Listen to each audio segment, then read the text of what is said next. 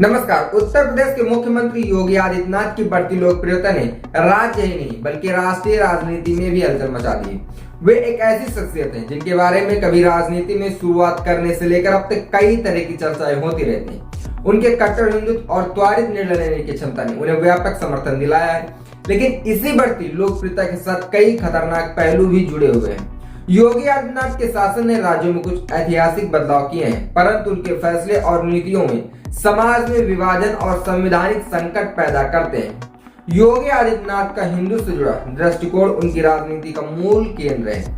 वे अक्सर अपने कार्यों और बयानों के माध्यम से यह संदेश देते रहते हैं कि उनका लक्ष्य भारतीय संस्कृति और हिंदू धर्म को फिर से प्रमुख बनाना है। यही कारण है कि उन्होंने सत्ता में आते ही कई धार्मिक और सांस्कृतिक आयोजनों को प्राथमिकता दी, मंदिरों को पुनर्निर्माण की दिशा में कदम उठाए और मुस्लिम बहुल इलाकों में कानून व्यवस्था को सख्त किया। इस दृष्टिकोण ने उन्हें हिंदू समुदाय में एक मजबूत आधार प्रदान किया है, लेकिन इस हिंदुत्व की बढ़ती शक्ति ने कुछ हिस्सों में विरोध का भी जन्म लिया है। खासकर अल्पसंख्यक समुदाय में उनकी नीतियों और बयानों के कारण समाज में ध्रुवीकरण और सांप्रदायिक तनाव धीरे धीरे बढ़ता जा रहा है।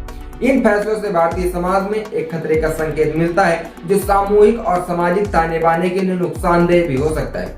अगर यह स्थिति जारी रहती है तो हम एक ऐसे समाज की ओर बढ़ सकते हैं जहां वर्गीय और धार्मिक भेदभाव को बढ़ावा मिल सकता है। योगी आदित्यनाथ हिंदुत्व की राजनीति करते हैं, लेकिन कभी बेरोजगारी, महंगाई और भ्रष्टाचार पे बात नहीं करते। तभी उत्तर प्रदेश महिला अपराध में नंबर 1 बना हुआ था। योगी आदित्यनाथ के बढ़ते प्रभाव का एक खतरनाक पहलू यह भी है कि उनकी सरकार द्वारा कई बार संविधान और कानून के उल्लंघन के आरोप लगाए गए हैं। उनके शासन में खासकर उत्तर प्रदेश में पुलिस कार्रवाई को लेकर सवाल उठे हैं, जहां कई बार सरकारी ताकत का गलत इस्तेमाल करने की घटनाएं सामने आई हैं। उदाहरण के तौर पर उनकी सरकार के दौरान कई बार आलोचना की गई कि अल्पसंख्यक समुदाय और विपक्षी नेताओं के खिलाफ अत्यधिक सख्त कार्रवाई की जा रही। सर्वोच्च न्यायालय और उच्च न्यायालय द्वारा कई बार इस प्रकार की कार्रवाई की आलोचना की गई है और विपक्ष ने इसे तानाशाही करार दिया है।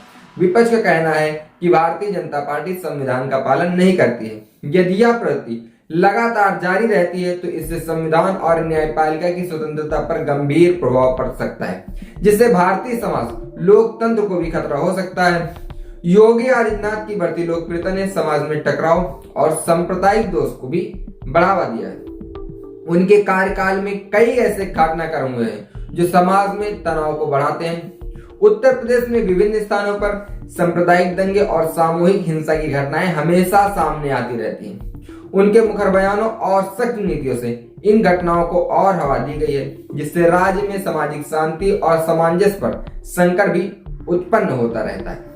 इसके अलावा योगी आदित्यनाथ की सरकार द्वारा मुसलमानों के खिलाफ की गई कई कार्रवाइयां और कड़े बयान भी विवाद का विषय बने रहते हैं। उनके बयान से ऐसा लगता है कि वे हमेशा मुसलमानों से नफरत ही करते हैं।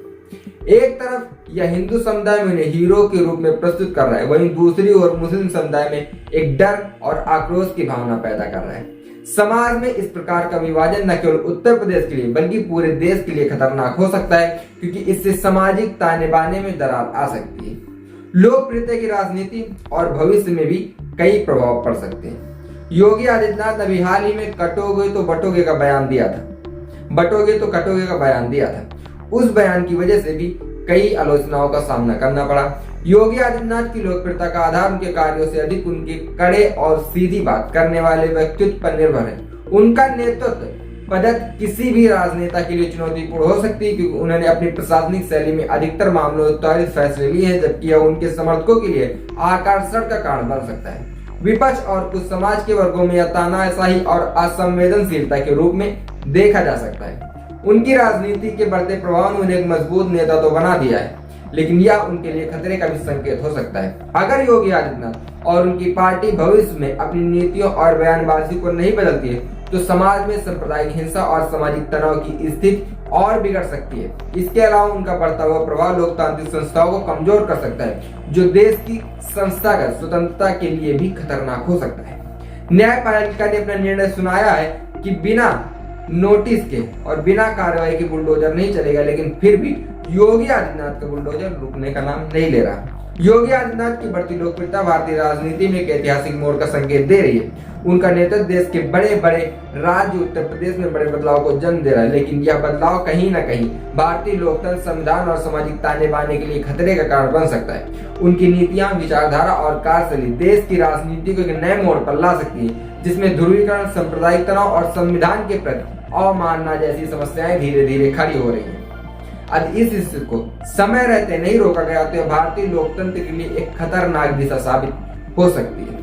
योगी आदित्यनाथ के ऐसे कड़े रुख और लोकतंत्र को न मानने वाले बयानों को लेकर आपका क्या मानना है? इस बात का जवाब कमेंट बॉक्स में कमेंट करके जरूर दें।